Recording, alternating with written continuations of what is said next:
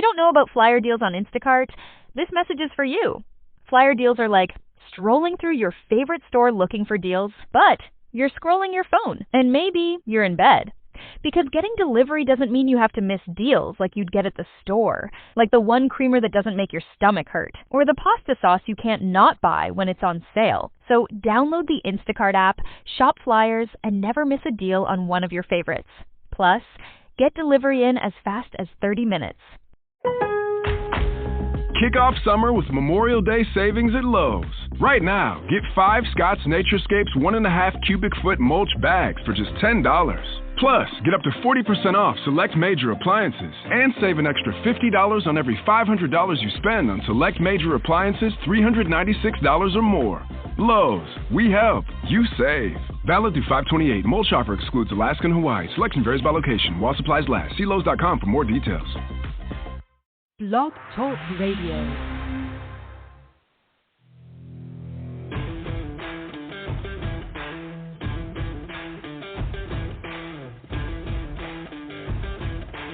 The following broadcast is brought to you by the iGolf Sports Network.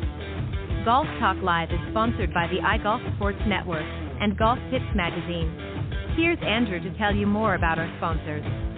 iGolf Sports is a live stream broadcast and media production company providing quality programming designed to attract the golfing enthusiast.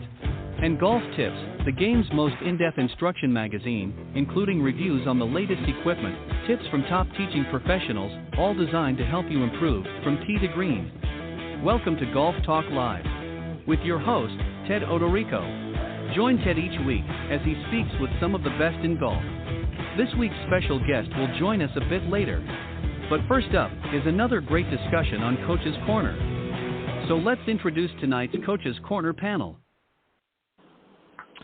All right, good evening, everybody, and once again, welcome to Golf Talk Live, and thank you very much for joining us here live this Thursday evening, September 2nd, already into a new month. It's hard to believe. The months just seem to be slipping by. I don't know where they're going, but they're going by quick, and before too long, the leaves will be changing in certain areas, and we'll be celebrating fall and Thanksgiving and all the other good things that come with it. All right, once again, thanks everybody for tuning in. We got a great show. We're going to be starting off here in just a moment with a great panel discussion on Coach's Corner, and I'll introduce tonight's guests. And then a little bit later on, I'm going to be joined by 2 special guests. Zach Williams, he's the co-founder and lead product innovator at DriveForce, which is a great product. We're going to talk a little bit about that. And he's going to be joined by Adam Kolloff. He is an owner and director of instruction at Pure Drive Golf. They'll be joining me on the second half of the show, so I hope you'll stick around. All right, on the show tonight on Coach's Corner is 2 great professionals. First off is Sue Weger. She is a #1 best-selling international author, motivational speaker, and peak performance coach. She's a 24-plus year LPGA Class A golf professional and owner of Weger Consulting, LLC. Also rounding out the panel is Brandon Stooksbury, head golf professional at the historic Metairie Country Club outside New Orleans. He's an Amazon #1 best-selling author of 2 books, The Wedge Book and now more recently The Putter Book. For the last 10 years, he's been ranked among the top 10 teachers in his state by Golf Digest and was part of the magazine's Elite Best Young Teachers list, 3-time PGA Teacher of the Year, and a regular contributor in golf media around the world, plus a Golf Tips top 25 instructor. So Sue and Brandon, welcome back to Coach's Corner here on Golf Talk Live. Thank you, Ted. Appreciate you. Look forward to the show. Thanks so much for the opportunity, man. I appreciate it. It's always fun. Not a problem. All right, so we're going to have sort of a mixed bag, if you will, on the show tonight. We're going to talk about a few different things. But first and foremost, I want to start. Sue, I'm going to start with you on this one here, if you don't mind. As teacher professionals, we always want to, or we hope anyways, our students come prepared to a lesson. There's a number of different things that we're going to talk about, but what should particularly new students do, if anything, to prepare for their first lesson with you? I think the first thing is I always tell them is come in with an open mind, because a lot of them have kind of predetermined I wouldn't say philosophies, but predetermined expectations. And so I just tell them, I said, just come with an open mind, because what we're going to do is we're going to talk about body, we're going to talk about mind, we're going to talk about golf swing, we're going to talk about it all. But a lot of beginners come a little intimidated because they're not sure what to expect. And so I always tell them, I said, just be yourself, because standing over a golf ball, we want you to be yourself, number one. And so that's the first thing I tell them, is just come in with an open mind.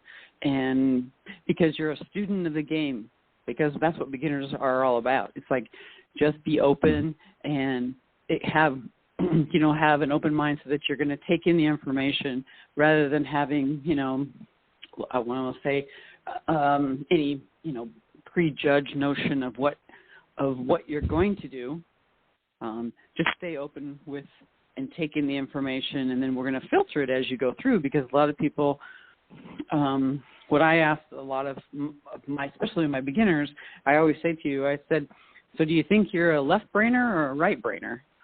And to play good golf, you want to be on the right side of your brain. And so that's one of the questions I ask a lot of my clients when they come to their first lesson, especially as beginners. And I said, as a left brainer, it's okay to take in information, but you don't want to go through, when you're standing over a golf ball, you don't want to go through a checklist. We want you to be on your right side of the brain to get really good shots. And that's one of the first things is to help them understand, to help them balance their brain out, instead of being so overwhelmed about, okay, I have to do this, I have to do that, I have to do this, and they go through their checklist, and before you know it, they're standing over a golf ball and they haven't hit one yet. And I think that's that's the struggle a lot of beginners think that they have to do. They have to go through their, 20-point checklist. I'm like, no, we're not going to do that. We're going to cover a couple of basics, but then we're going to create a motion, and in order to create a good motion and a creative motion, you have to be on the right side of your brain. And so that's one of the things that I always talk to a lot of my clients when they first come to the first tee, especially with beginners, is like, okay, let's understand a couple of things in regards to when you're standing over a ball. We want you to create the shot. We don't want you to think about the shot. We want you to create the shot. So that's one of the things that I work on with all my players, is just to help them understand how the brain works, and so that if the brain works right, the body will work differently too. Right. Well said. And I think you raise a very valid point. A lot of people, particularly if they've never been to an instructor before, sometimes will watch things either on TV or research things online, because they don't want to feel stupid when they come to the lesson, so they're trying to gather information. A lot of times, unfortunately, there's a lot of misinformation that gets crept in there, so you don't want to spend most of your time deflecting something else they've seen. You want to basically get them interested and excited about learning the game, as opposed to coming with preconceived notions. So that's a great point. Brandon, I'm going to, instead of giving you the same question, I'm going to flip it in reverse for you. And if you've got a new student coming to you, what are you going to do to prepare for that first lesson? What are you going to do to prepare to make sure that individual has an impactful first lesson with you?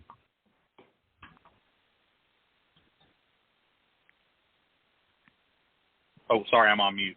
I'm going to tell you a really quick funny story first, because if had I not been on mute, I would have laughed out loud when Sue said something. She said, "You tell the students to be yourself." I had a member come take a lesson from me one time at 9 a.m. in the morning, and he showed up with a beer in his hand. And I'd never taught him before, but I knew him pretty well. And I said, "Jimmy, isn't it a little bit early to be drinking?" He was like, "Well, why?" He was like, "This is what I'm like on the golf course. I may as well come to my lesson the same way." And I said, "Okay, fair enough." And so she made me laugh when she said, "Just be yourself." But anyway, one of the biggest challenges I have as a coach is bringing preconceived notions with me into a lesson, right? Especially in my environment when I work at a private club and I play golf with these people. I get to know these members off the lesson tee, right? And so I hear them talk, I hear them say what they say and act how they act, and I know what they do for a living. And it's, I have to watch myself to not develop these preconceived notions. Oh, he's an engineer, so he must be an analytical guy. Well, that may not be true at all. Right. And so sometimes I catch myself doing that. Sometimes I'm right. Sometimes I'm very wrong. And it's a really bad habit. I don't like it, but I have to watch myself sometimes. And so I really have to be careful. When I'm preparing for a lesson, to try to wipe the slate clean and listen more instead of trying to think of what I'm going to say back to the student after they say what I think they're going to say. And so that's probably one of my bigger challenges when I see a new student, just because of the environment I am. Typically, I know them before they come to the tee, and so that makes it tougher for me. Yeah, some great points as well. And I think something else, and you'll both understand when I say this here in a minute. I think one of the things that we always hear in golf is when somebody new is coming is, well, we need to do an assessment, which is true. We need to understand where they're at this point in the juncture. But I think even more importantly, I think the very first time that we're engaged with this individual, as much as we want them to listen to what we're instructing or what we're talking about, we need to listen twice as much to them, because I think it's important that we get an understanding of not only where they're at, but what their needs and wants and desires are. Because too often, sometimes we impose, as you said, we put preconceived notions or injections into our lessons and just assume that he or she is at a certain level or is going to be taught a certain way. So I think as instructors, it's very important right from the get-go that we understand our students, especially the first time around, because if we don't listen and don't really gather that information from the get-go, we could be 2 or 3 lessons in and be going down a path that maybe is not really going to help that individual. So I think it's very important that not only does the student listen, but I think the teachers also have to listen very early on to make sure they really understand what the student wants and what their expectations are coming into their lessons. So some great points, guys, on both ends. And I want to move on to this question is sort of a follow-up to those questions, and and I'm going to go in the same order again, Sue, with you, is what should students be doing before they come back for the next lesson and beyond? What are your expectations of your students, Sue, after they've come for a lesson? It might be the first one, it might be the second or third, what have you. What is it that you expect from them before they come back to see you the next time? Yeah, what I always do is we always conclude the lesson, and the first thing I always ask them is, number one is, what did you learn? And I just have them repeat, okay, so what did you learn today? And because I want to hear it from them, number one. And then number two, what I always ask them in the sense that, okay, so here's what I want you to do between now and the next lesson. So we go through, I won't say a checklist, but we'll go through, okay, what do you think the most important thing is that you learned today? Okay, so how can we take that into a practice of an individual practice, for example? Whether or not it's, if it's putting or chipping or pitching, or if it's full swing, what could you do going forward between now and the next lesson? And we usually have a pretty good plan. So if it's putting, I usually give them probably like 3 to 4 drills, so that's what I expect them to do in between lessons. So if it's putting, for example, then say, okay, here's 3 drills I want you to work on in between lessons. If it's chipping, whether or not it's distance control, whether or not it's maybe they're not used to using their sand wedge and pitching, because a lot of my players, they come and they say, well, they're very confused on how to use a pitching wedge versus a sand wedge versus a gap wedge. And so we work on, distance control. And so I would say, okay, I want you to work on a 10-yard shot into a green, but I want you to work on all 3 of your clubs. Let's say they have a pitching wedge, a gap wedge, and a sand wedge. So I will have them work on all 3 of those clubs at that same distance, just so that they can see the differential between the 3 different clubs. Or it might be, if it's a sand shot, it might be going through like a plugged lie or a good lie, or it might be even an uneven lie, or uphill, downhill, side hill, etc. So I usually in between lessons, I'll just say, okay, here's your goals. Here's what I want you to do. Here's some drills, and then work on those drills between the next lesson. And we go through and I explain to them and show them exactly what I want them to do. So it's not like they're like, okay, it's not a verbal command. It's just like, okay, so let's go over here to a 10-yard shot and let's talk about, here's your pitching wedge, here's your sand wedge, and here's your gap wedge. What's the differential between the three clubs, for example? Or it might be chipping, coming from like 3 to 5 yards off of a green, and I want them to work on their 8, their 9, and their pitching wedge, and so that they can see the differential from that shot making. So it's giving them, it's actually giving them some direction. It's just like any other teacher, if you may, is giving them homework. In the sense that, right. Okay, here's your homework between now and the next lesson, and that's what I do. I always show them the differentials between, like I said, the chipping and the pitching, and that's what we talk about. Because a lot of players don't know the difference between chipping and pitching, and that's one of the questions I always ask in all my short game workshops. I'm going to say, okay, right. Who can tell me the difference between chipping and pitching? And most, I will say, about 75% of them get it wrong. Right. But right. And that's what we talk about. So we just give them homework, and I like to say, okay, so what's your golf homework between now and then? And that's what we talk about. We give them homework. Yeah, that's a great point. And Brandon, I think that as an instructor, I think one of the worst issues or difficulties that we have is not only preparing the student for each lesson, what we want them to be working on, but further encouraging them to do that while they're away from us before they come the next. There's nothing worse than having a student come back and saying, well, it's been a week and a half or 2 weeks since our last lesson, and, well, this was busy, or I couldn't do that, and I didn't get a chance to go to the golf course. Do you have any requirements for them before they come back? And if so, what typically do you try to get them to focus on, if anything? And if they're not prepared, if they haven't done their homework, as Sue put it, do you say maybe we need to delay this a little bit further until you've had a chance to go through some of the things we did last time? What are your thoughts? I would never delay, and I'll tell you why, because I don't want any of the listeners to think that that's a ploy to just not lose the money for the lesson. I'll come back to that. Look, my environment's a little different, right? And what I mean is, again, working in the club environment, I get a lot of members that sometimes golf lessons are as much about entertainment and a break away than it is about actually getting better, and that's tough for me, because I'm definitely the coach that, expects and demands and wants them to push. But if I had a restriction that I won't see you again until you do X, I would not be very busy.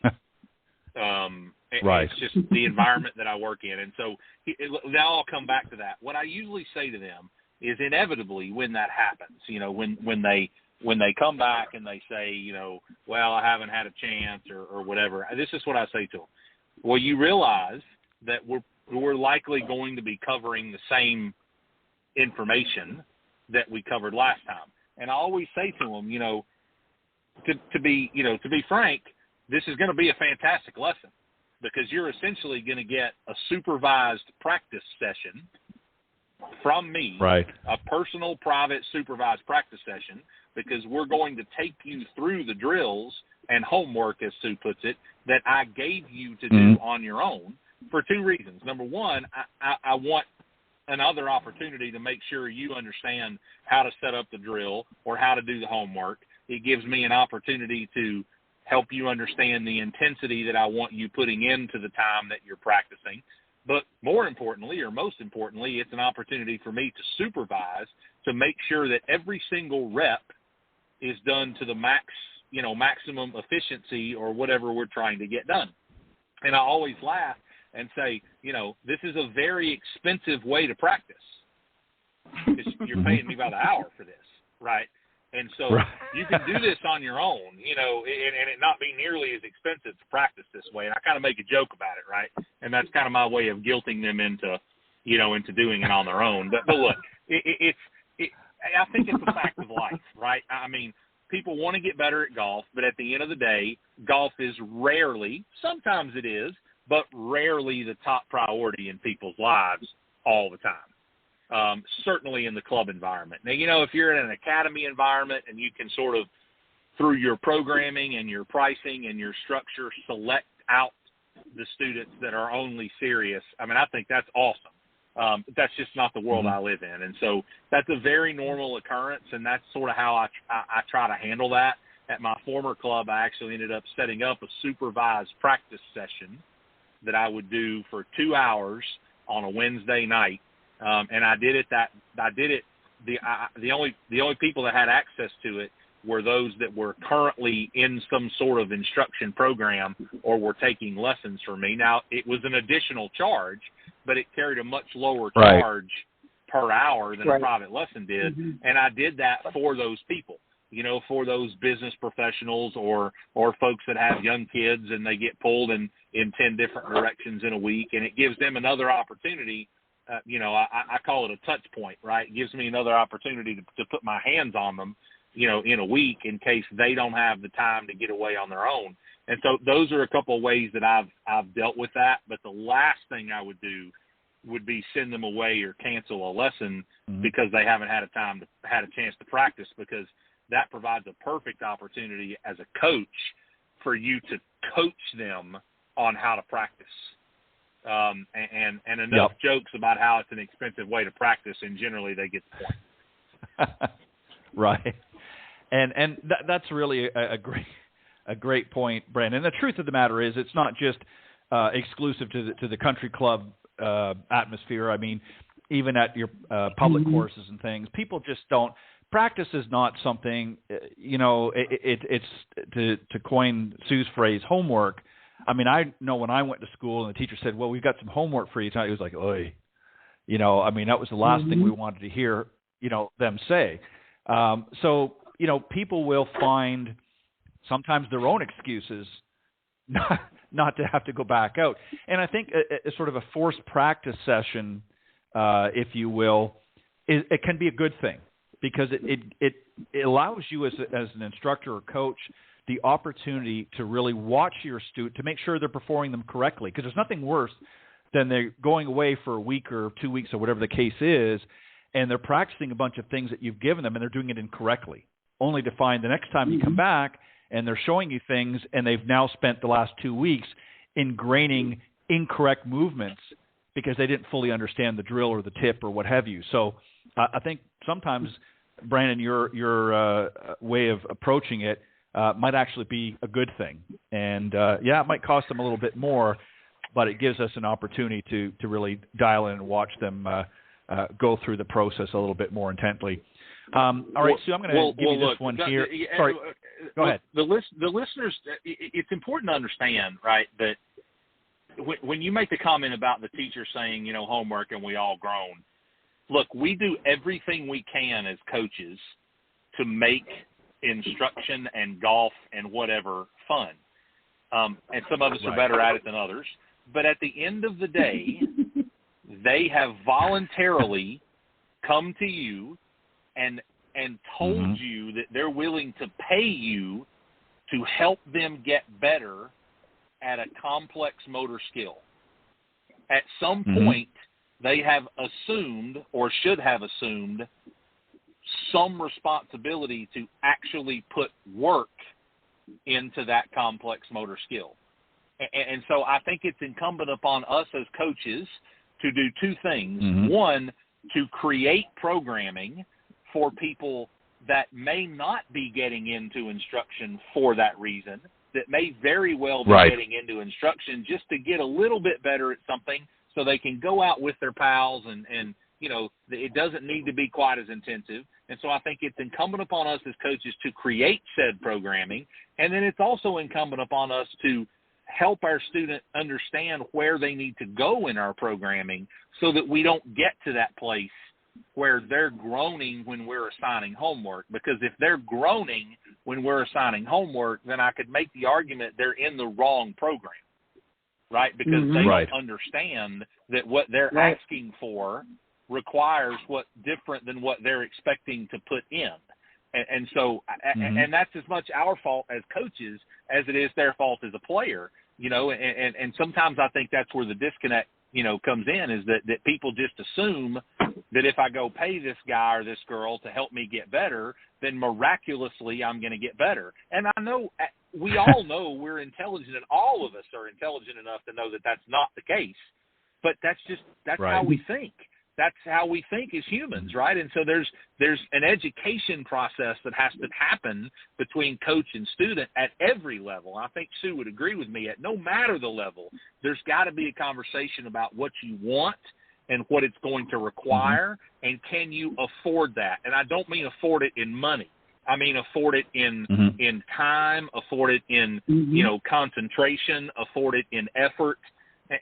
And there's got to be that conversation, because if you can't, you know, if you've got an accountant in the middle of in the middle of March that comes to you and says, I want to lower my handicap 5 shots, I'm going to laugh at him, because you're not going to be able to give me the amount of time in April as an accountant to be able to work on your game to do what you're asking. Right. So is there a way we can put you in another program and let you have some fun and keep you engaged, and maybe we learn a few small things here or there, and then we'll get more serious in June. Right. Because if we don't have that conversation as students or as coaches with our students, then it sets everybody up for failure. And so I'm going to get off my soapbox now, but that's important. I mean, you know, we have a responsibility as much as the students do, but both have a responsibility in that conversation. Well, and I think this goes back to, you know, really from the very get-go, is having an understanding between the student and teacher of what expectations on both sides, what the student, what their expectations and their wants and desires are, and what the coach has as far as expectations, as far as level of commitment and so forth. I think there has to be that early communication so that there isn't misunderstandings or situations where you get people coming out to lessons and not really understanding what to expect out of the lesson, or you know, not doing their part, if you will. And the coach, you're right, has to do his or her part equally as should the student. All right, I want to talk about you know, and this is something that everybody at some point might play in. It could be a corporate event. It might be their club championship. Everybody wants to be as prepared as possible. So I'm going to go to Sue on this first, and then Brandon, I want you to jump in as well. Preparing for a club event, we'll say as a club event or a special event, there are 3 areas really that I think need to be addressed. There's physically, as far as preparing physically for the game or tournament, mentally, and also emotionally. What are some points that you would touch on with your student to help them prepare for that event coming up? Well, I think as far as, like, you know, emotionally, number one is to trust themselves. A lot of the players, like, when they start, they're, you know, especially if it's a big event, let's say it's a club championship, you know, they get so wrapped up into all of the, all of the other external factors. And I tell them, and I said, the first thing is emotionally is you just need to trust yourself. And that's the first thing. I said, just play your game and trust yourself. And we use the term of what I call no stinking thinking when you're over a golf shot, and just to trust yourself. And that's the first thing. As far as physically, you know, that's going to be what I want to say. A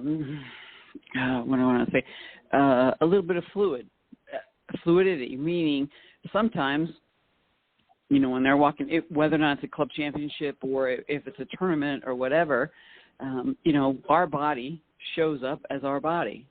So what are they doing to prepare themselves so that they can have what I want to say is a physicalness that they feel and then they can trust with it.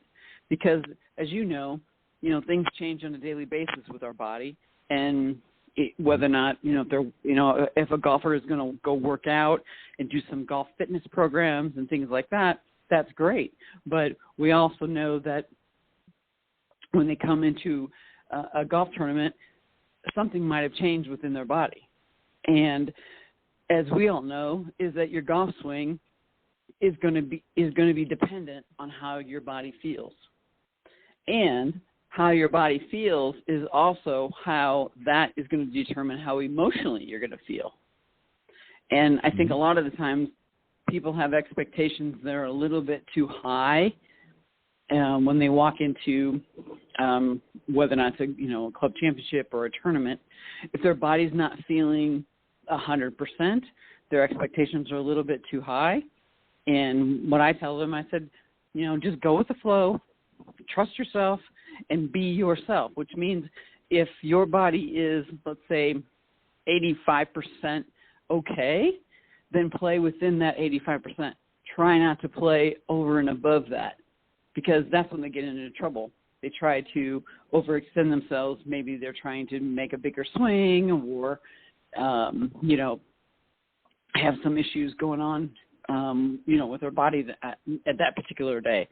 I said, be who you are that day. So, for example, if you hit, I tell them, for example, if you hit let's say you hit a 7-iron 130 yards, and today you're only hitting 125. That's okay. Be that player that day and adjust as you go through that particular tournament or that particular, that round of golf. But a lot of the time, so many players, they try and they try and they try and then they try to hit harder, and then they get into trouble because, number one, the body is not what I call up to par that day. And then they try to overextend themselves, and that's when they usually get into trouble. So I tell them, I said, just be who you are that day. So it's okay if you're hitting it a little bit less, just manage that a little bit differently. And I think that's one of the things that a lot of players don't do, because they just have this expectation, well, I'm supposed to hit a 7-iron 135 yards instead of 130 yards. And I'm like, that's okay. But you have to manage it a little bit differently. Even the best players on tour have times where they have days that, they're not hitting it, what I call centerness of contact. And so there are times that they have to make adjustments. And that's where usually their caddy comes into play. But unfortunately, amateurs don't have caddies. And they have to be their own best caddy. And I think a lot of the times they don't bring their best caddy with them. They usually are thinking, okay, well, yesterday I hit my 7-iron 125 yards, and that's what I'm going to expect today. But as we all know, the golf is ever changing, because it's how the body shows up on a daily basis. And so I said, I just tell them, I said, you have to manage that, and you have to understand it, and you also have to be okay with it. And a lot of players aren't okay with it, because they always want to stand up there and say, no, my 7-iron is supposed to go 130 yards, but it's only going 125, so I'm going to try harder. And then that's when they get into trouble with certain shots or certain distances, and then they end up, scoring a little bit outside, let's say, their handicap or whatever it may be. And I think that's one of the issues, is that, be who you are that day and manage that instead of trying harder to hit, okay, I'm going to hit a little farther, I'm going to try a little harder. No trying. There's no trying in golf. You just show up and you swing. Yeah. Right. Exactly. You have to play with whatever game you have that particular day. Brandon, I want to get your thoughts on this, because I know you mentioned you, of course, work at a country club and you have a lot of folks that prepare for the club championship. But I want to add one more little caveat, if I will, to the question for you. And that is, a lot of players don't know when to play it safe or more conservative, if you will, or when to go for it. So as you answer this question and helping them to prepare for an upcoming club event in the areas that we've been talking about here, I want you to add that in there as well. Again, through conversations and through working and coaching the individual, you get kind of a feel of the type of player they are. But again, there might be times when you need to pull it back a little bit, and there might be other times when you need to go for it. Or do we just go for it all the time? It's a club championship, you want to be successful and hopefully win. So do we throw conservative out the window? What are your thoughts?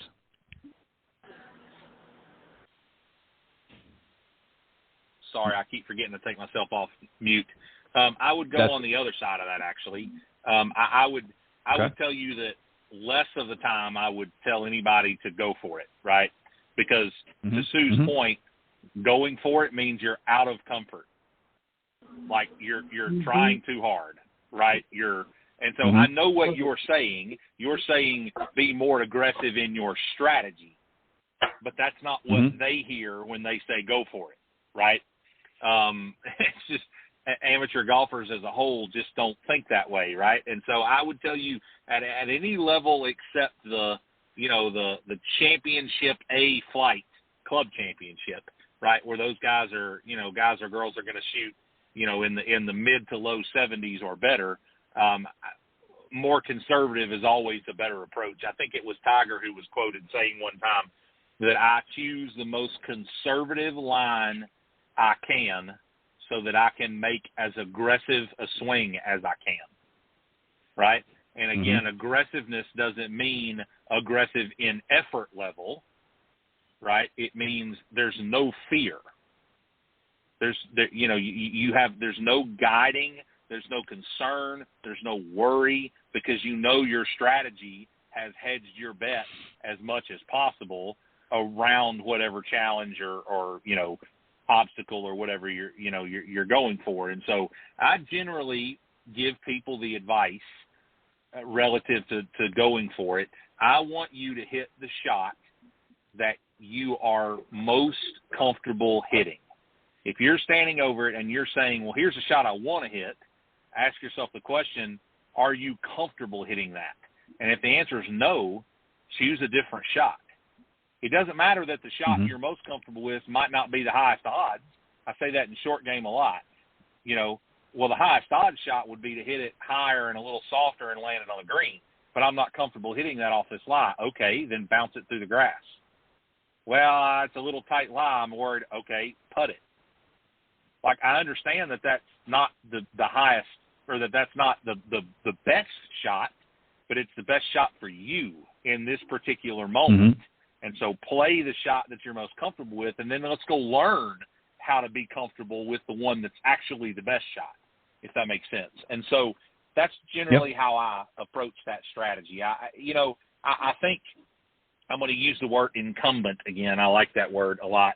I think it's incumbent upon us as coaches that we incorporate that type of training into our programs, right? I've told this story before, and so if I've told it on the air before, I apologize, but I try to put my students in situations where they have some pressure and they feel some of that stress in a training environment. And so I have some kids, and I will gamble with the kids.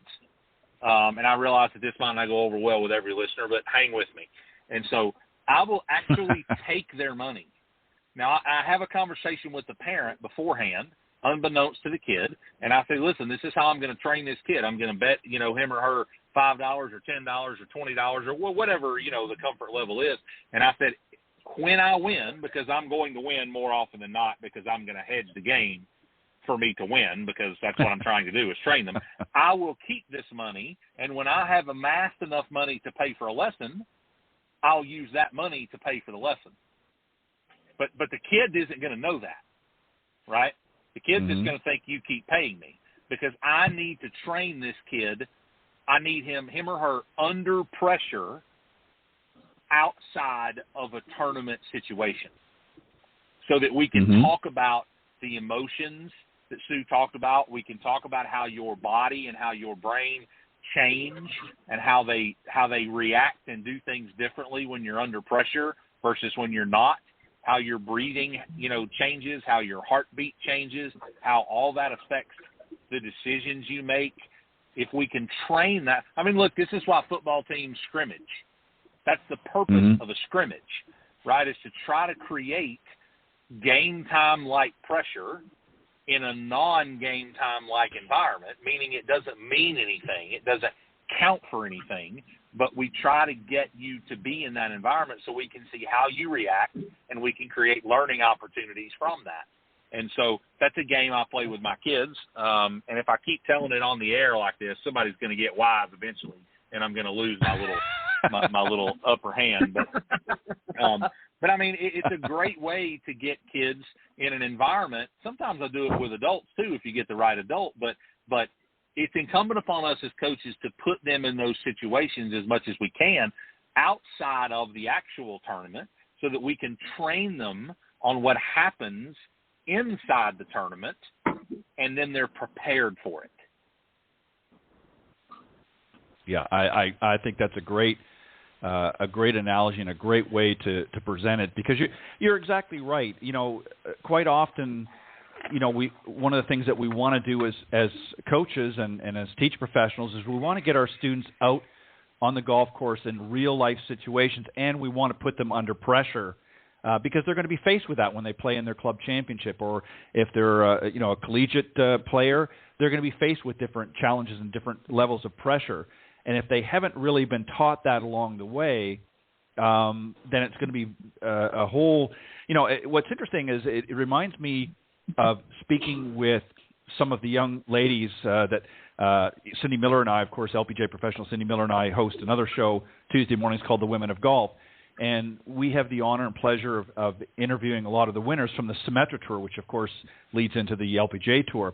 And what's interesting is some of the players will, when we're having our conversations, will say, you know what, I didn't really fully appreciate, even though they've maybe competed collegiately or otherwise in junior golf, really didn't understand the level of pressure when they got out on tour, whether it be the Symetra or even the LPGA Tour. They didn't fully understand just how much pressure-packed it was, because now, it's not just a group of young kids that are playing in a local junior tournament.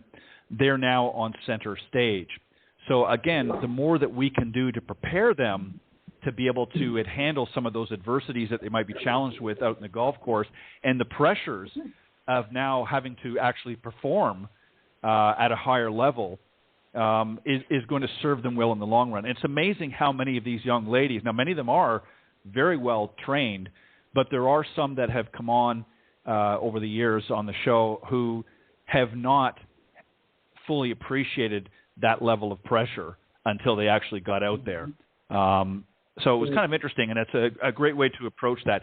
Sue, I'm going to come back to you, and this is a question that I think it goes into sort of the mental part of the game, and that is, we all lose more often than we win at anything in life, and we've seen it at the highest levels of our sport or of our game, where somebody loses that particular event, but how we help them deal with that loss can be either detrimental or could be advantageous.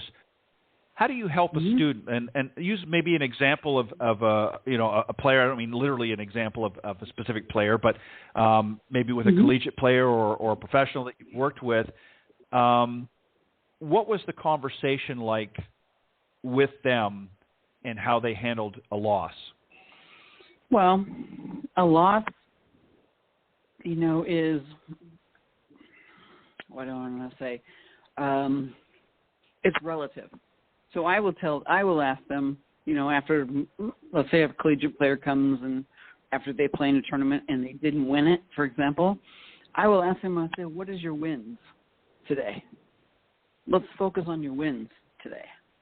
So let's go through the list of wins, not the list of losses. Let's go through the list of wins, because what they take from that as they go forward, because if you focus on what you don't do, I mean, I have a crazy exercise I do with everyone, all of my players, and it's just a string, and a string is attached to a key, and they're sitting down there with me, and there's a clock in front of them on a piece of paper, and it just has 12, 1, 2, 3, 4, 5, 6, 7, 8, 9, 10, 11, 12, and I show them exactly what their thoughts are things and their thoughts are energy. So I always tell them, I said, let's talk about this. And so I go through this little exercise of what I call a key exercise, because your energy or your thoughts are energy. So whenever I do this exercise, what happens is whatever they're thinking about is what happens. So I show them with this exercise is that, they're just basically, they're securing the key in the string right over the middle of what I want to call the middle of the dot, or not the middle of the dot, in the middle of the clock. And I said, okay, now I want you to think about 12 to 6. And that's all I want you to think about. Don't move the key, but just think about 12 to 6. And what happens is, because dots are energy, the key starts moving from 12 to 6 without them moving anything, because it's a thought. And that thought creates energy. And so we talk about that all the time, because let's talk about your wins. So let's focus on the positive. And let's not focus on what you didn't do. Let's focus on what you did do. And then after we talk about that, and we say, okay, so let's talk about the things that didn't go so well. But the main focus is going to be, what did you do well? Because that's what we want to take forward. We don't want to take what you didn't do well and focus on that. We want to focus on what you did well, okay? And then we'll create a strategy behind the things that you didn't do so well. But I always have my players thinking, okay, what was positive about it and what was good about it first? And that's really important, because when you train the brain, everybody, if you focus on the negative, what do you get more of? You get more of the negative. So we train on, okay, what was more positive? What worked today? Because then they're like, oh, I feel better about myself because that's what. Now, yes, you may not have won the tournament, but what did you do well? And then we'll talk about strategies. Like, okay, so let's talk about what didn't you do so well that, okay, how could we change it? How could we change, maybe it was your short game, or maybe it was your putting wasn't so well. So let's create a strategy around that, instead of focusing well, I didn't do this and I didn't do that and I didn't do that. That's not what it's about. Let's focus on what you did do well and anchor that and feel good about yourself. And then let's create a strategy around what didn't you do well. And then let's talk about that strategy. Like I said, maybe it was putting, or maybe it was chipping, or maybe it was pitching, or whatever it may be. And let's create a strategy around that. And then let's create a practice schedule or a strategy in regards to our next session about, let's help you take it to the next level of the things that you didn't enjoy that happened on the golf course today. But I really want to always have my players always think about, what did you do well first? Not what you didn't do well, but what did you do well? Because that's what I want you to anchor, instead of I let's say I shot an 86 and I normally shoot a 76 to 78 or whatever it may be. And I'm I don't want you to focus on that. I want you to focus on what did you do well. And let's talk about that, and let's build that foundation. And then let's talk about the strategies of, okay, what didn't you do so well that you didn't really so-called enjoy? And then we'll talk about that. And then we create a strategy around that so that we have a plan in place, instead of just saying, well, I didn't play very well. Okay, let's break that down a little bit. Let's break it down a little bit. Yeah, their mindset comes into play at that point, because, you don't want them dwelling and focusing on the difficulties that they face during that particular event. Brandon, I want to get your thoughts on this as well, because I want to, again, sort of twist it just slightly for you. But there are going to be some areas, for instance, maybe you've got a player that's played in an event and their putter was a little bit suspect, and that's really the main part of their game that let them down. do you now adjust the program that you've been working with him over the last, maybe few months and preparing for some of these events to now suddenly start focusing on putting because that's what's let them down? Or do you sort of keep moving forward with the agenda, but maybe adding some extra components in areas that they were weakest in during those events? How would you handle a situation where somebody's had a loss and you've been able to identify some specific areas that they need tweaking? Yeah, I think in a perfect. Okay, good. I thought I'd done it again. Sorry. No, you're there. Look, in a perfect world, in the right coaching environment, particularly for an elite player or someone not elite was the wrong word, for someone who's playing or practicing and improving to play in a tournament, right? If you're that far behind in your lessons, then you've done something wrong as a coach. And what I mean by that, a dear friend of mine, Dr. Brett McCabe, who's a sports psychologist, said if you use yesterday's results to determine tomorrow's strategy, you'll always be in a cycle of failure, right? And so when I'm coaching you, I'm not coaching you based on what you did in the event last week or yesterday to prepare you for what we're doing tomorrow. We did that weeks or months ago, right? I mean, so I would almost say that if the relationship is going the way it's supposed to go, then we have a conversation about how strategy might need to change because we're not doing something as well yet, right now as we want it to. We're not hitting our driver as well as we want.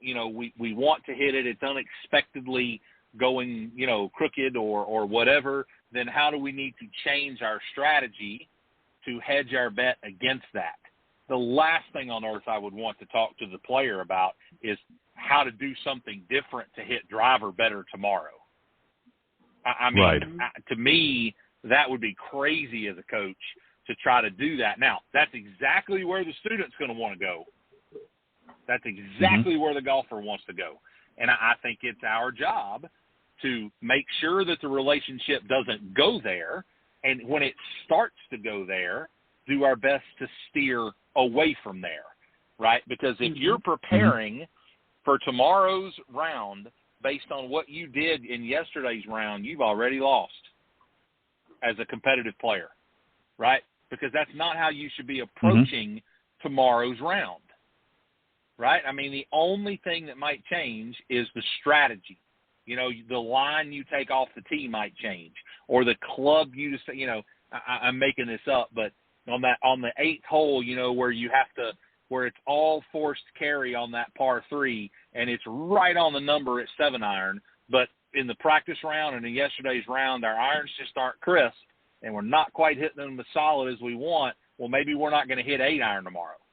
We're going to hit 7-iron. We're not going to try to hit 8-iron better, right?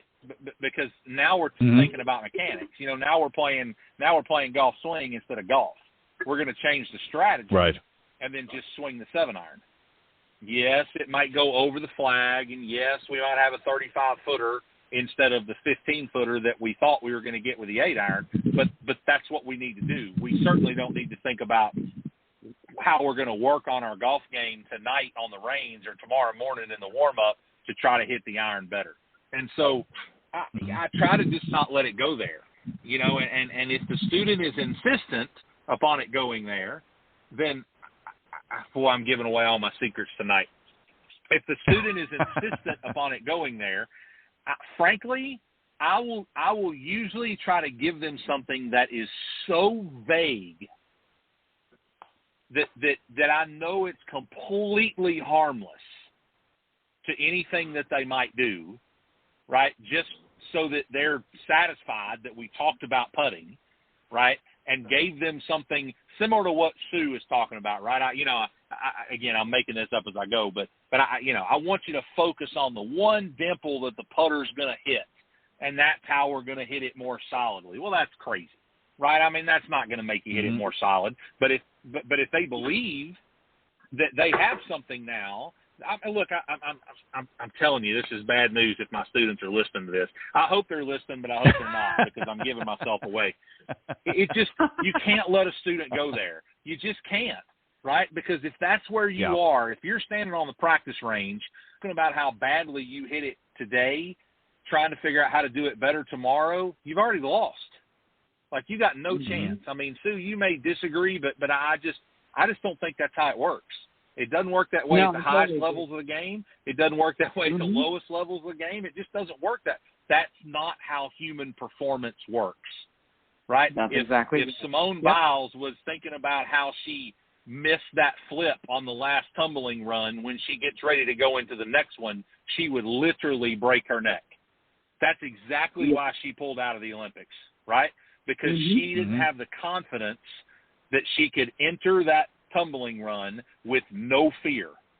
And she knew she was endangering herself physically and her entire team with the medal on the line. Like, you cannot do that. You can't go into tomorrow worrying about what you did today. That's a recipe for failure every time. Every time. Yep. And it goes back to, something that Sue said earlier, and that is, every day is really a different game. What you brought today, even though it may not have happened the way you wanted, you might play entirely different again tomorrow. So if you start, and what we often see with a lot of students is they start tweaking things mid-round even. I mean, not obviously the more elite players, they don't do that, but some of our junior or less accomplished players, if they're not doing something correctly, they'll start to analyze it while they're on the golf course. Say, well, maybe my grip's not strong enough, so I need to strengthen my grip. And the next time, by the time they get about 3 holes down, they've ended up making a mess of their game entirely. So you're exactly right. You have to, certainly adapt as you go along, but you don't start reinventing the wheel. Certainly mid-round or even after the round. Going into the next day, there's other things, as you said, changing the strategy and how you approach things, as you pointed out, Brandon, I think is the best way to go. All right, guys. Well, listen, I want to thank you both. It was an interesting conversation on both parts, and I appreciate, as always, you bringing your best. And just very quickly, Sue, I'll let you go first. Then, Brandon, if you want the folks to be able to reach you and get in touch if they'd like to do so, what's the best way they can go about that? Yeah. Number one, I have an Amazon #1 international best-selling book. It's on Amazon. It's called Golf, The Last 6 Inches. So that's more of a mental book. But or you can reach me at Sue Weger Golf, and that's SUEWIEGER golf.com. Or you can call me, just call me for a consult at 480-392-6563. So I really enjoyed. Brandon, great insights as usual. So thank you, Ted. I appreciate you both. Brandon, go ahead. Well, thanks, Sue. It's always fun. You bring such a cool perspective, on the mental and the physical side working together. Sometimes us as instructors forget some of that stuff and forget to teach that stuff, and so it's always nice to get reinforcement, and so it's always fun. Everything I have out there is under Stooksbury Golf. My last name is funny, but if you can figure out how to spell it, it'll get you access to everything I have. Twitter, Facebook, YouTube, website, everything's there. If you get lost and you can't figure out Stooksbury, just go to BS Golf.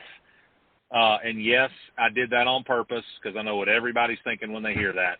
But it really stands for Brandon Stooksbury. To get your minds out of the gutter, right?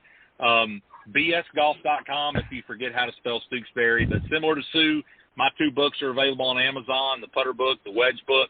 I appreciate all the comments and reviews and any questions anybody's got. You can reach out to me through the website. My cell phone number's there as well.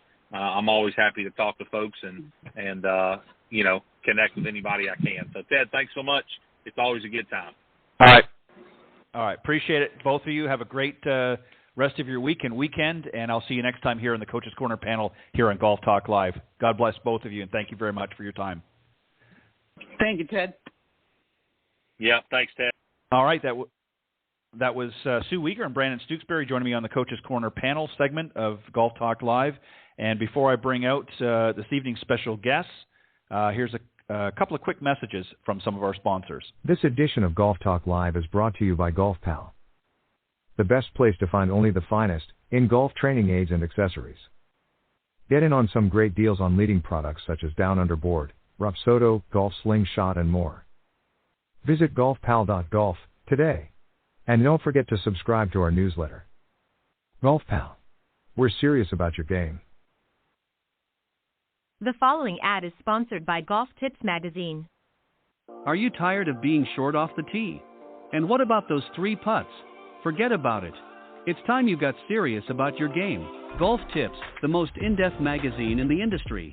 For over 30 years, Golf Tips has delivered expert content such as the latest golf instruction from America's top pros, simple-to-follow practice and game improvement drills, fitness and mental game tips, equipment, training aids, accessory and apparel reviews, golf destinations and travel tips for every budget, and so much more. Don't miss a single issue. Go to golftipsmag.com and subscribe today. All right, welcome back, and I'm very excited to have 2 great guests on tonight. First up is Zach Williams. He's the co-founder and lead product innovator for DriveForce LLC and has taken a decidedly personal journey on his way to forming this sports nutrition company specializing in functional health products. Also joining tonight is another special guest, Adam Kolloff, owner and director of instruction at the Pure Drive Golf with over 12 years experience as a golf instructor. Began his teaching career being mentored by Hall of Fame golf instructor Jim McLean and has worked with Jim for over 7 years. Prior to that, starting Pure Drive Golf, Adam was director of instruction at Liberty National Golf Course, the site of the 2017 President's Cup, and has been ranked as a Golf Digest Best Young Teacher in America and a Best Young Teacher in the state of New Jersey. So please welcome my very special guests this evening, Zach Williams and Adam Kolloff. Good evening, hi, gentlemen, Zach and here. welcome. How you doing? Welcome to Golf Talk Live, guys. Thanks for having us. very much. Pleasure to be on. I appreciate it. All right, so Zach, I'm going to start with you first off, and then Adam, I'll get you to jump in as well. So, Zach, I think probably the best way to start this off is for you to go back a little bit and talk about you had experienced, I guess, some health issues a few years back, and this sort of led you to where you are now. So talk about that a little bit, if you wouldn't mind, and then we'll work our way into where you are today. Yeah, sure. And as I said again, Ted, thanks for having us on. I'll spare the gory details, but a few years back, I almost died.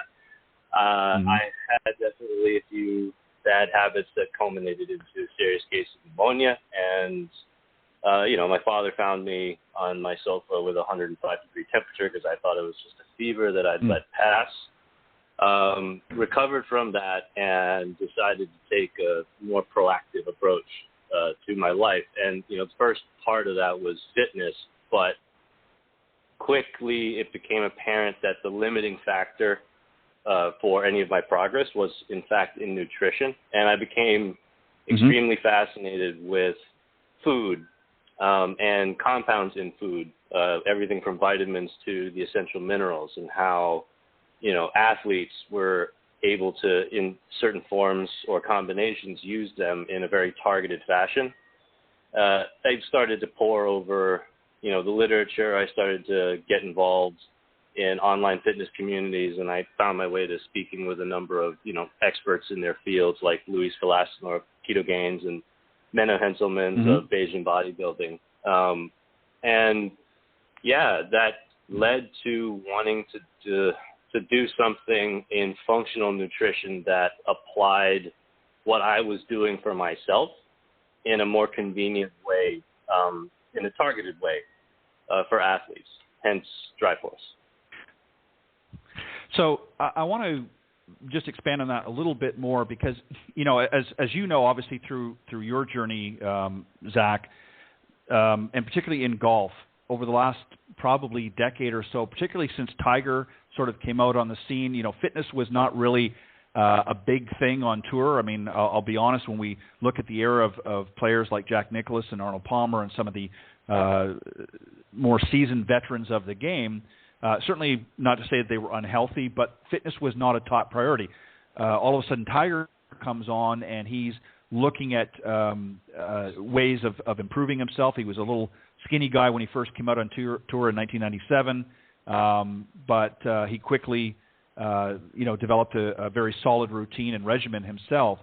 And, suddenly the industry started taking note of that, and we started seeing more and more. Well, in the last several years, nutrition has become in the forefront, as well as just going to the gym and working out and so on and so forth. So you talked about looking at a variety of different products. What specifically were you looking at, and what was it that sort of said to you, okay, the DriveForce product, we're going to talk about DF18, how did that come about? Well, good question. I'll go back to your original comment about the athletes. So, there's two distinctions in approaching your health and fitness for the sake of a game. One is the training, which you highlighted.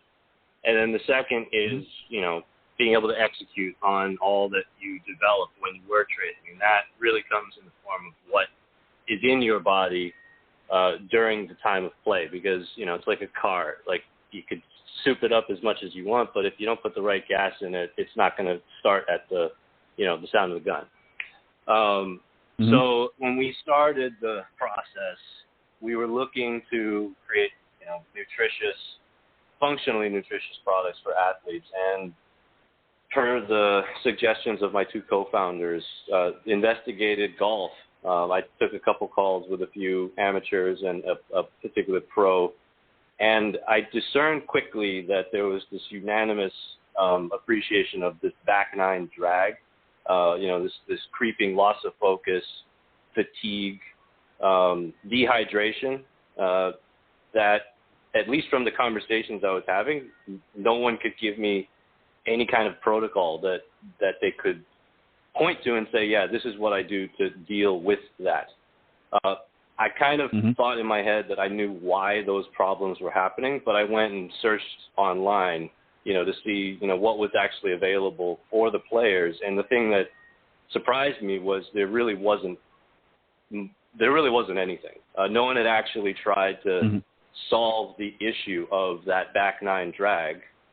And, seeing that the other industries were so saturated, and there was this opportunity to actually treat golfers like the very unique athletes that they are, we pursued, prototyping DF18.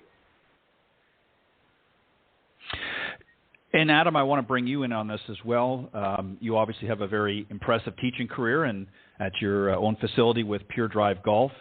And from an instructional standpoint, health and nutrition products like DF18 we're talking about have really become an important role, not only as a teacher, but in helping your students become better players. So how did you get introduced to DF18? And tell us a little bit about the role you're now playing in helping your students better understand the importance of what Zach's talking about. For sure. Yeah, pleasure to be on the show. Thanks again. So a good friend of mine who's in the golf business reached out to me.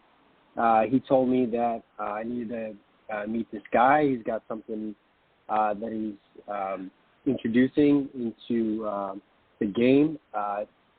It helps with hydration, with focus, with energy. So to be honest, I kind of rolled my eyes because I've heard of various things that people are trying to do in the game, and I know there's a lot of products out there. So anyway, I set up a time to meet with Zach at my facility, and we started talking about the F18, and I was super impressed with Zach's knowledge of nutrition, and I got the sense that this was legitimate. Zach was serious, and it wasn't what he was describing to me was something that I was very interested in. Like he was mentioning, it's going to help the golfer on the back nine. It's going to help them maintain focus, maintain energy, and obviously that's something that everybody wants. And this is it's not Gatorade, okay? He didn't put a lot of sugar in it. It's sugar free. There's no caffeine in it, so it was healthy. And that's something that I was attracted to. But yeah, the role of health is so important in the game. Everyone's trying to get an edge, to get better. Golfers are going to buy new equipment. They're going to take lessons. They're going to work out in the gym. But golfers now are also turning to nutrition, and a lot of them need to turn to nutrition because it is a big part. It's going to help you to get that edge. It's going to help your mind. And as we know, the mental aspect of the game is so important. You have to be focused, and you have to be focused for over 4 hours. And so that's something I talk to my students a lot about. And DF18, it's really helpful in that sense. It really helps you stay focused throughout the entire round. And talk about, if you wouldn't mind, just so that the people have a better understanding, because, obviously in 2020 with this pandemic and that, we've, had kind of an upside-down year, to say the least.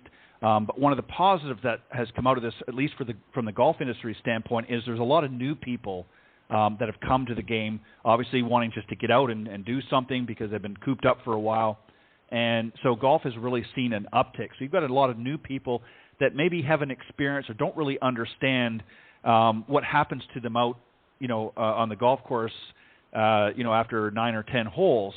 And this is something that, again, you're starting, Adam, to understand with your players. So maybe you could just touch on that a little bit and explain to why something like this is important. Because, I can just drink some water or I can have, as you said, a Gatorade or something. But talk about what some of the difference. And Zach, then I'm going to bring you back in. I'm going to get you to get more specific in it. But maybe from an instructional standpoint and from working with your students, Adam, maybe you could touch on that. Is what is it doing to help them make them better specifically? Yeah. Well, like you said, the golf is definitely going through a boom right now. I can tell you firsthand as an instructor and a business owner, I've never seen anything like this. It's obviously really exciting, and it's one of the positives from COVID. So so anyway, there's a lot of golfers now, and they're going through the same process that we all go through, and they're trying to get better. And first, they need to understand that it takes a lot of practice. Obviously, you need to develop a golf swing. You need to develop a game. There's a lot of different aspects to the game. One of those aspects is like I mentioned before, your mental game. What's your attitude like out there? What's your course strategy like? Are you making good decisions? And so often players will fall apart on the golf course, and they might blame things such as their swing, the equipment that they're playing. Often they might not be in a good state of mind because of what they've been eating or drinking that day. Maybe they haven't drinking enough water, or they haven't the right amount of nutrients from what they ate. Things like that play such an important role in helping you stay focused. So when players are optimizing their performance, they can't forget that it's also, they have to do things such as, eating the right things, drinking the right things to help them stay focused. These are also very important aspects of maximizing your performance on the course. Well said. Zach, I want to bring you back in here as well, and let's talk about some of the components of DF18 particularly. What is it doing? How is it helping? We know what the results are going to be, but what is it specifically doing? What is it that's happening to the golfers out in the golf course that this is helping to alleviate some of that, as we might refer to, brain fog a little bit, and maybe a lethargic feeling because we're out of steam because of the heat or what have you? What's happening to our body, and what is specifically is DF18 doing to help replenish some of those areas that maybe we're struggling with? Yeah, it's his favorite topic of mine because it was a big part of what I was trying to figure out, even just for myself as a recreational athlete. So what Adam was describing a second ago, it's all about how you can spend all the time practicing your technique, but if your body is starting to get in the way, which it can do when you're putting it under a lot of heat stress, or your fluid electrolyte balance is off and your blood volume is dropping, your technique is now something that you have to actively implement more and more as your motor functions and ability to think is in decline. And I'll give you a perfect example. When you're mildly dehydrated, or you lose 2% of your weight in water, that is a state where you don't even feel that you're dehydrated, but all studies that have analyzed this show that every marker of performance and cognition starts dipping. If you actually feel thirsty when you're out on the golf course, you're past mild dehydration, and the best you can do is play catch up. And if you got to make a shot in 2 minutes, you're just going to have to deal with it, and that's a simple fact of biology. So there's the variety of reasons why this happens. I could go on and on about, but fundamentally it is about an imbalance in your fluid electrolytes, and because of that, dropping blood flow. So the two ingredients I think I could point to explain how DF18 helps are the arugula extract, which provides dietary nitrates, and the electrolytes and glycerol, which promotes long-term hydration.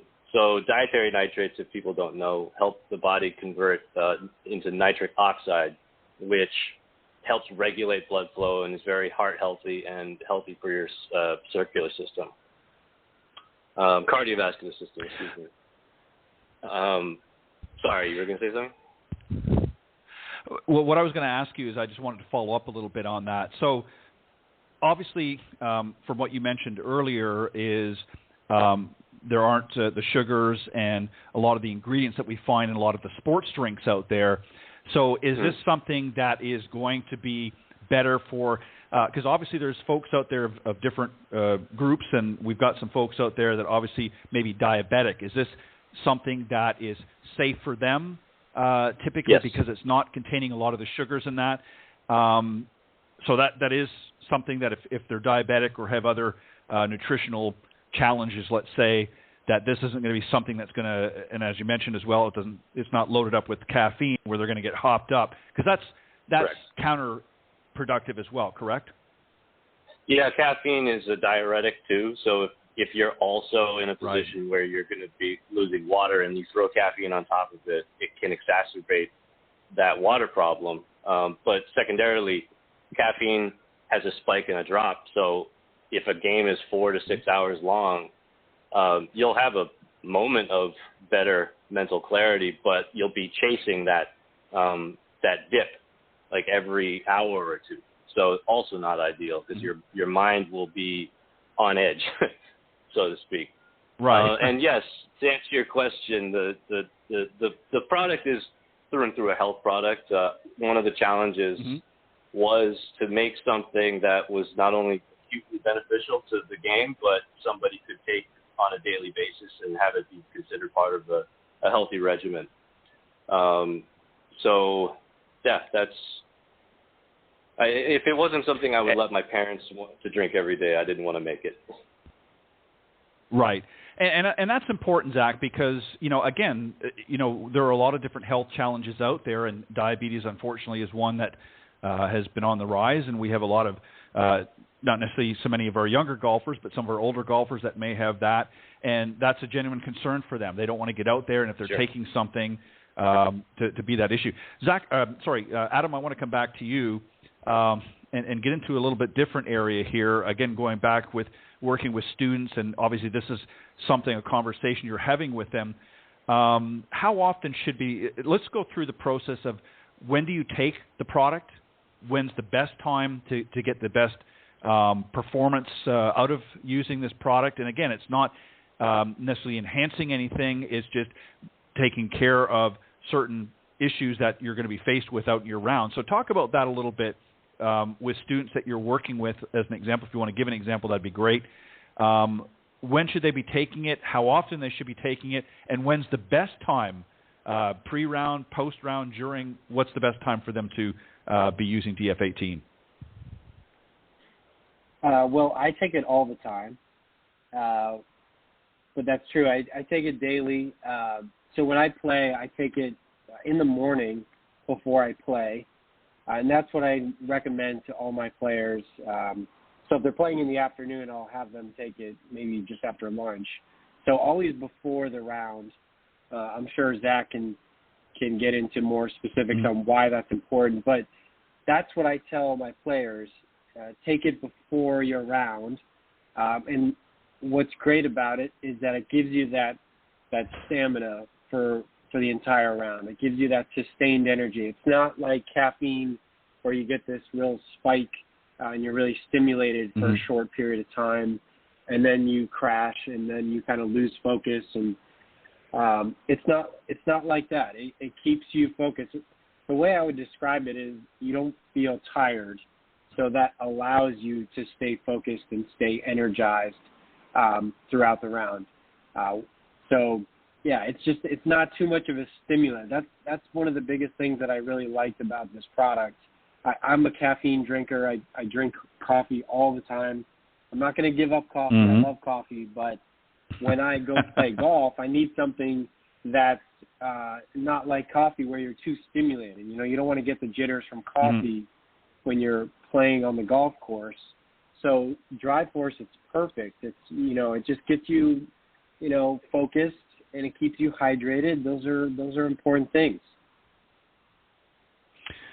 Yeah, the last thing you want to be standing over a 3-foot putt and having the jitter. So definitely you don't want to be hopped up on caffeine or some other sugary drink. And believe me, I'm sure at some point we've all been there over the years. So yeah, that's not a good thing. Zach, I want to throw you back in here as well, just to sort of follow up on Adam's point about when to take it. So, he's saying, in his case, for instance, he recommends taking it before the round. How much before the round? Is it something, a few minutes before? Is it an hour before? What to get the optimal performance through the DriveForce DF18 product? When's the best time to actually take it, and how much time before maybe playing should we be taking it? Yeah, I mean, DriveForce is, so on the focus side, Adam was alluding to this, it's not about making you more focused so much as helping make sure you don't lose focus. When you're playing a game and you're out in the elements, there are a variety of stresses that are placed on you that can contribute to you losing focus for a variety of reasons.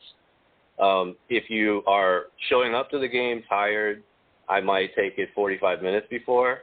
But if you're fresh as a daisy by the time you start, like drinking it at the first hole is fine. The point is, to make sure that you get to stay the same player from hole 1 to hole 18, and that's what DF18 was designed to do, and it does rather well. DriveForce 18 does that job rather well. And you had mentioned earlier about diabetes and some of the older generation of people and what they're going through on the golf course. That's what's been the most fun, I think, for me as we've launched and have gone out to a couple events and had people try, is say the younger generation seems to respond the most to our message, what DriveForce is going to do for you and so on and so forth. But it's the folks who are 50, 60 years old and up who come back with the most to say about how much better they felt when they were playing. And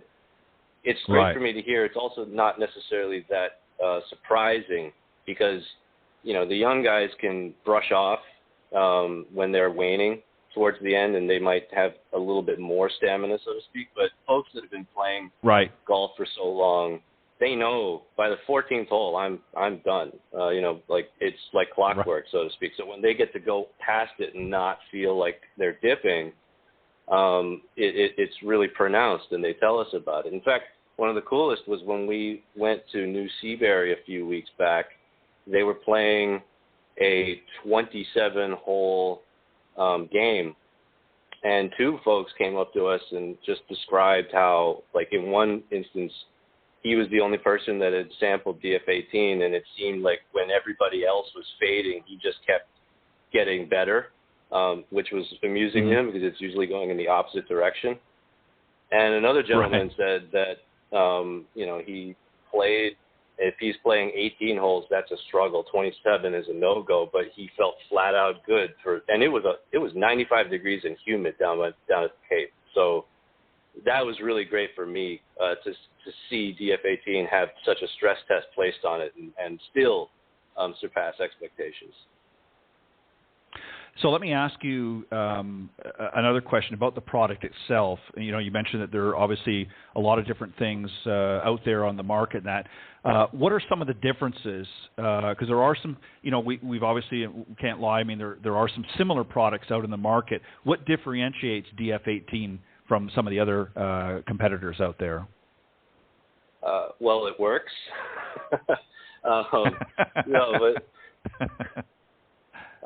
No, but in all seriousness, I think two main differences.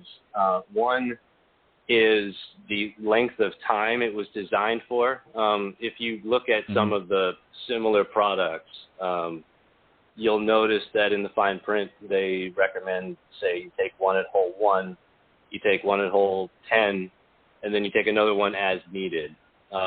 Ours was designed specifically for a one and done, because in our minds it was not only possible, but it was important, because golf is just hard enough to throw in another protocol into your game. And then two, ours was designed very specifically for golfers.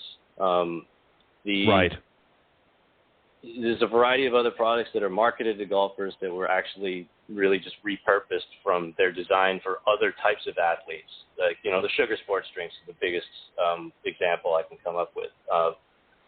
But others are just repurposed GNC bodybuilder type formulas with maybe a lower amount of caffeine or no caffeine at all. I encourage people to turn over the label and look at the ingredients, and then go compare what they see in, say, a local GNC pre-workout or stim-free pre-workout section. There's a lot of similarities they'll see, but if they look at what's in DF-18, they're not going to find another product that looks like that. Yeah, there's a lot. I mean, when you look in the nutritional fields and in the workout arena and that, there's a ton of different products. And unfortunately, as you said, when you look in the fine print, a lot of ingredients that you typically find are high sugars, one being one. A lot of them have that caffeine, as you both have mentioned.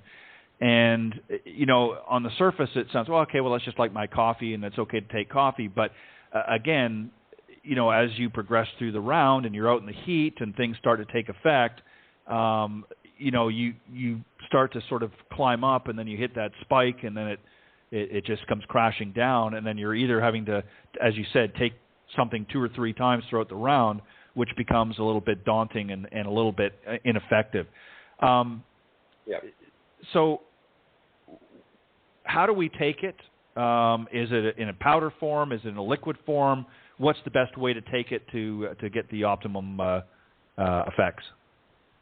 Well, it's in a powdered form, and you pour it into a bottle of water, and then you drink it down. The main point is to get the ingredients in there. So depending on taste and how much of it you want to drink at once, you could put a little bit of water in and just take it all the way down. You can put it into up to 20 ounces or more, depending on preference. But I think, the most important thing is once the ingredients are in, all that you'll need to do to maintain your game for 4 to 6 hours across even up to 27 holes so far is just to sip on water as needed. So, I will just, Adam thinks I'm crazy, but, I'll put it into 4 ounces and knock it back. Much like a shot. Yeah, it's a pretty strong. It's a strong taste. Yeah, I always, have maybe 16, 20 ounces of water. I think that's the best way to take it. And Adam, let me ask you then, from your own personal experience here, you just mentioned, you prefer to take it in a little bit more water. So again, this is something that you want to sort of drink down up front. It's not something you're nursing throughout the round, correct? It's something that you're taking up front before you're actually going out and playing. Is that correct? Yeah, I mean, I think you could go either way. I'll drink it before a round, but if I only drink half and I have the rest when I'm playing, that's fine. I don't think you're going to lose any benefit. But yeah, I always mix it with a lot of water, and I always try to finish it before I start the round. And if I don't, that's fine. So that's what that's what I always recommend. Now I'm going to play, guys, a little devil's advocate here because, and you'll know when I bring this up why I'm going to say this. We know some of our golfers like to have some refreshments out in the golf course. That's just part of the game. Is this something that you would recommend they wait until after their round to enjoy some of the other beverages? Because obviously that's going to be, I would assume, Zach, I'm going to go to you for this one. That would probably be a little counterintuitive to to have your DF18 before the round and then 3-4 holes in, having a Bud Light or something. That's probably not going to be beneficial. Would that be accurate?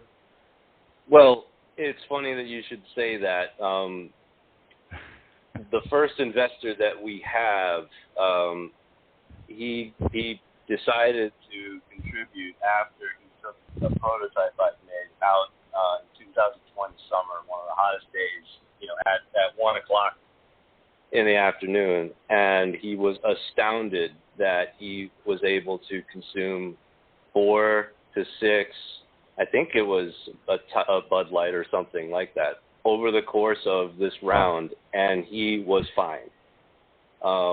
And wow.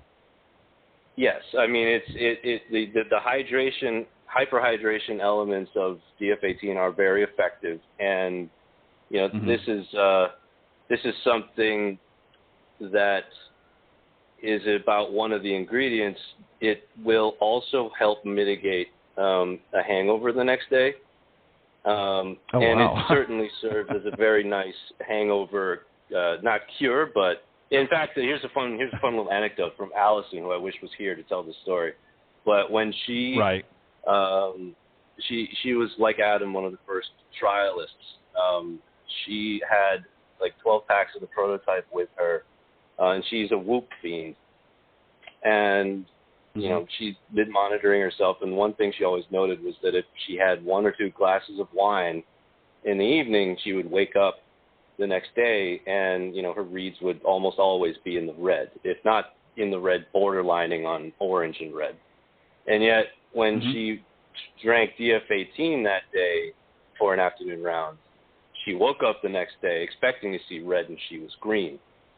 And in all the subsequent days after that, even with the glasses of wine in the evening, she was always green, except for one day where she was borderline green and orange. And according to her, that was one of the moments that was just, it all was like, okay, this is good for me, and it does my game good too.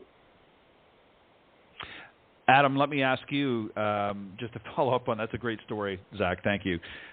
You're also using a Whoop, and you noticed DF18 had an immediate impact. Tell us about that. Yeah, I've been wearing Whoop for, I'd say, almost a year now, and I'm always looking at my sleep the following day. I'm always curious how much deep sleep I get, REM sleep, and it gives you a recovery score. And since I started wearing Whoop, I became more conscious of what I'm putting into my body. So it's really helped me in a lot of different ways. I started to drink a lot more water. I started eating a little bit more healthy foods, and it definitely has helped my sleep. So long story short, I was taking DF18 frequently, and then Zach, this is like during the trial phase when we're testing it out, and Zach and I are going back and forth. Zach didn't have any more DF18, so for about, it could have been a week or 2 weeks, I didn't have any. And my sleep wasn't so good, my scores weren't good, and I got some more DF18 from Zach. And that day when I took it, the next morning I woke up, I looked at my Whoop scores, and it was like off the charts. Like, you know, my sleep, I was in the green. I got all the numbers I wanted. It was awesome, and I sent Zach the screenshot, and I was like, "Whoa, man, this is super cool." So it goes beyond the game. It's more than just a product for golf. It really does help you in a lot of different ways, and for me, it was cool to see how it also helped me sleep better.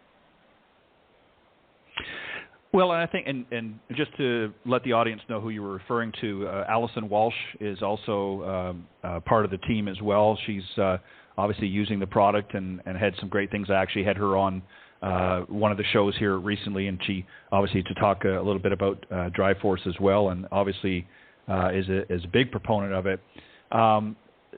So, you know, I think one of the frustrations, guys, that a lot of golfers have, besides, you know, a not so well struck golf shot, is the fact that they run out of steam or they have a lack of energy or stamina throughout their round. And this is obviously something, Zach, that you particularly wanted to, not just from a nutritional standpoint, but from the physical and mental challenges that one faced out in the golf course. This is something that was also driving the DriveForce movement, if you will, right? Yes. And when you first brought it out, when you first tried it, and that was your intent to replace what was currently available, in the sense that, you know, again, and I referred to this earlier, you know, we talk about some of the sports drinks and things that are out there that typically kind of hop you up or get you a sugar fix, but then you come crashing down. This was really something to sort of address the frustration level that a lot of golfers had and the stamina issues that a lot of golfers had. This is really what your purpose was, correct? Well, yeah, I mean, I was frustrated too because you know, in a very short amount of time, I had identified a variety of symptoms, which in my head I drew lines to rather quickly. And the products that were being offered to golfers were just on the opposite side of the spectrum of what they needed. Like, you know, I was coming across articles about 20 grams of sugar every hour. I was saying to myself, they're not football players. You know, articles saying just drink water. And I'm like, if you're out there sweating and you're losing your electrolytes, like that's going to inhibit your ability to stay hydrated. That's a bad solution. So, you know, just by appreciating athletes in general and appreciating, you know, that golfers were a very unique athlete. You know, they needed to be, you know, high endurance across 6 hours for the sake of making high risk decisions and the deployment of extremely fine motor skills. They deserved something that catered to them very specifically, which no one seemingly tried to really do. So yeah, it was, you know, it was an honor to think that we could be the first to try to really do that. Yeah, because I mean, you know, as I said, there's a lot of different products that we see out in the market that make a lot of different claims. But you guys have actually, as you mentioned earlier, you know, put it to the test. You took it out to golfers at a variety of different tournaments, and especially, surprisingly enough, you found some of our more seasoned golfers that actually reap benefits. You know, obviously, as you pointed out, guys, is, you know, some of our younger players out there, they can kind of combat a lot of different things, you know, at that age. But when you start getting up into my age, you know, late 50s, you just don't have the same ability to do that. So, you know, we need whatever edge we can afford.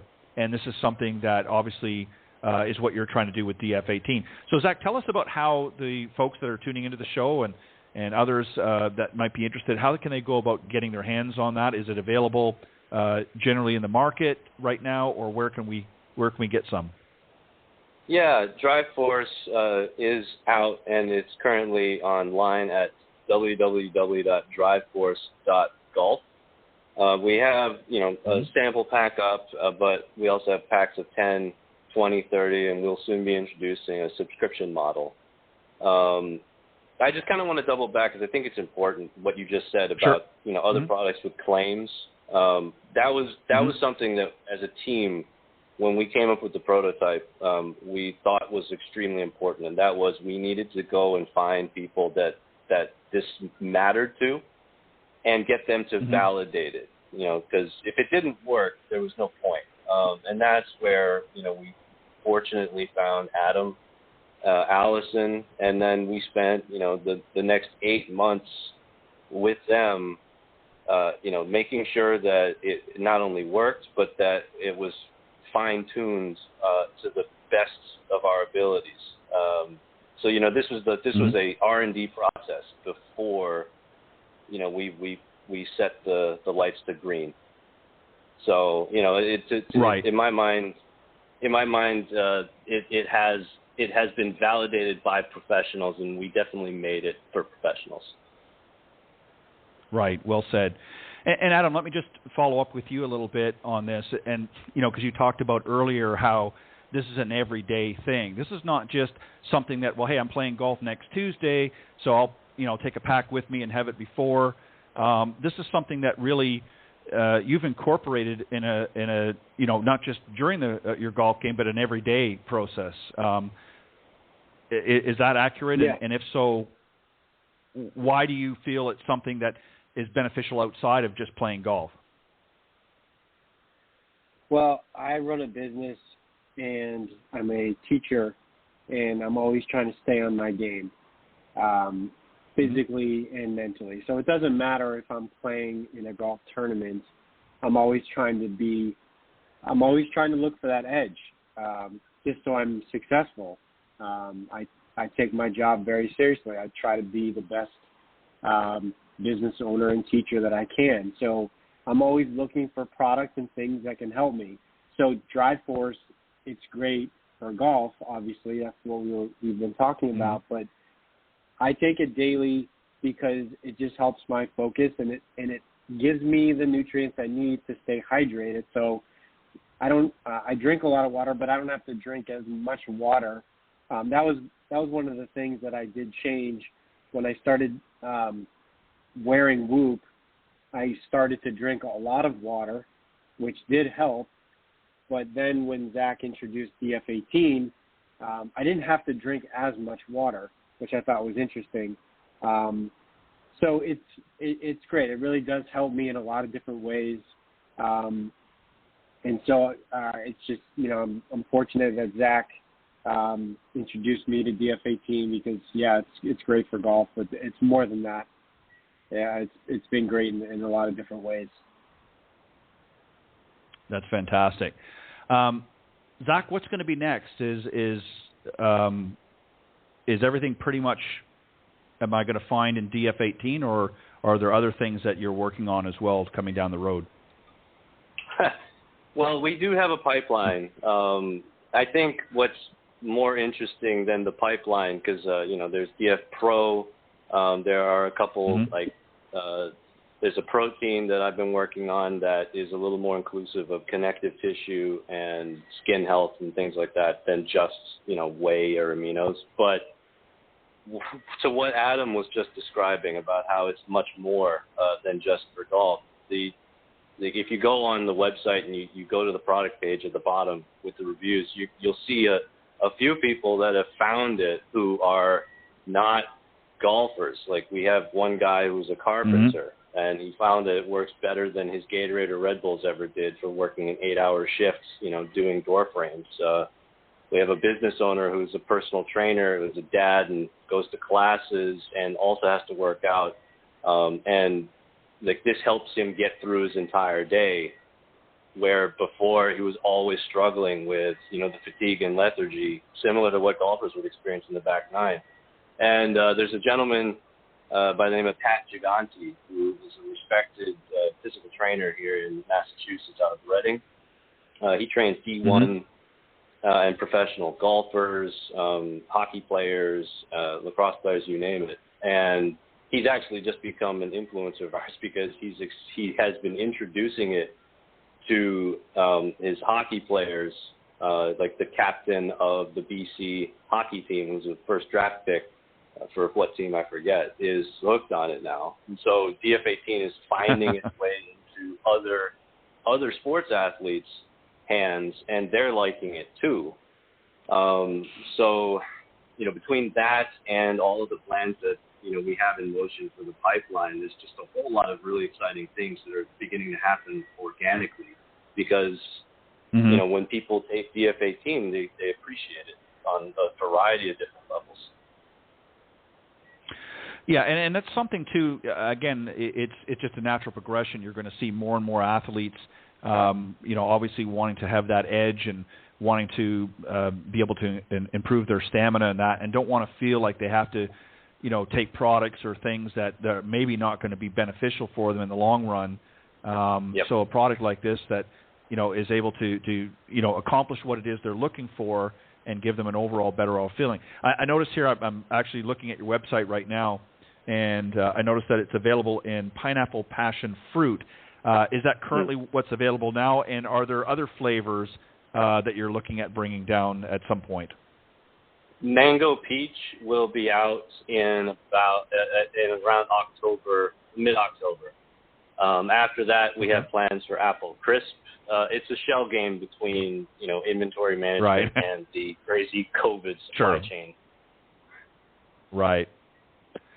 But there is some other options going to be available as you move forward and things hopefully get into a better path for everybody. But well, you know what? It's interesting, guys, and it's an interesting product. I have not tried it, but I am going to for sure because Lord only knows at my age I need a little bit of help. So I'm going to definitely partake in some of the product. It looks to be fantastic, and as I said, Allison came on my show just a short time ago and talked about the product a little bit as well. So, but I appreciate you guys. I'm going to give Zach and Adam, I'll give you both a few minutes. Zach, if you want to, any final comments or thoughts that you want to reflect to the audience, by all means. And Adam, as well, if you want to do anything. And please feel free to also talk about your golf side of things as well, if you want to give a quick shout out and let the folks know how they can get in touch with you. Zach, you go first.